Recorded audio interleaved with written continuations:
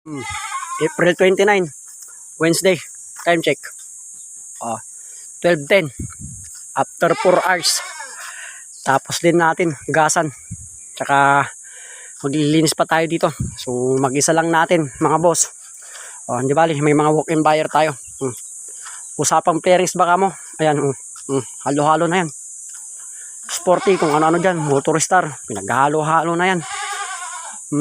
Yan sila. Ito yung mga hinugasan natin. Dami. Nabot ako ng 4 na oras bago matapos to mga boss. Ayun. Hanggang dun.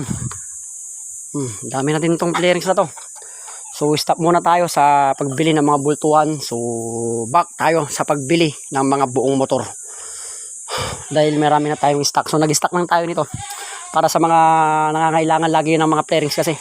Ayan, para sa inyo yan. So balik na naman tayo sa ulit sa diskarte natin sa pagbili ng mga buong motor. Ito yung mga stock natin dito. Yan ang dami yan. Iba-ibang motor. Gandun, mga upuan. Naglilinis tayo dito. Mag-isa lang natin mga boss. Dahil umulan kahapon, may mga nagbasang mga pyesa tayo. Kaya pinaghahanda natin ulit. Baka sakaling umulan ulit mamaya. Hindi na mangyari yung nangyari sa atin kahapon. Kaya didiskartehan ko to. Ayun, kalat-kalat. Dami. Dami yung mga makina dito. Nakalat-kalat. Kung ano-anong mga makina na to. Mga upuan. Kung ano-ano. Dito safe naman to. Yung mga iba. Mga naitago natin to. Dito, dami. Thank you Lord sa lahat ng blessing na binibigay mo sa akin, Ama. Maraming salamat. Kung hindi dahil sa iyo, hindi ko ito mapapalaki. Lord, hiling ko pa na patuloy pa itong lumaki para mas marami pa tayong matulungan.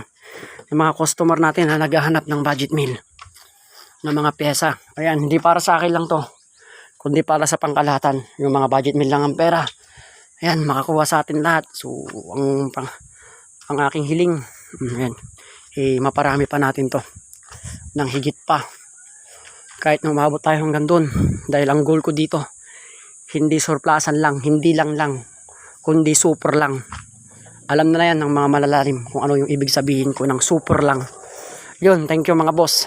Salamat sa lahat ng sumusuporta at paulit-ulit na pabalik-balik dito sa Katayan ko at paulit-ulit nagre-recommenda ng mga kakilala nila kung magkano lang yung presyoan natin dito. So hindi na natin kailangan ipagmalaki kung gano'n na karami yung mga pumupunta dito sa Katayan natin dito sa Gasang Mangaldan. So ang masasabi ko lang sa inyo, maraming salamat sa inyo. Ang hindi dahil sa inyo, hindi ito mapapalaki ng ganito. So thank you sa mga pamilya ko dyan. Tiis-tiis lang hanggang sa mapalaki natin to. Hanggang umabot tayo sa super na Katayan.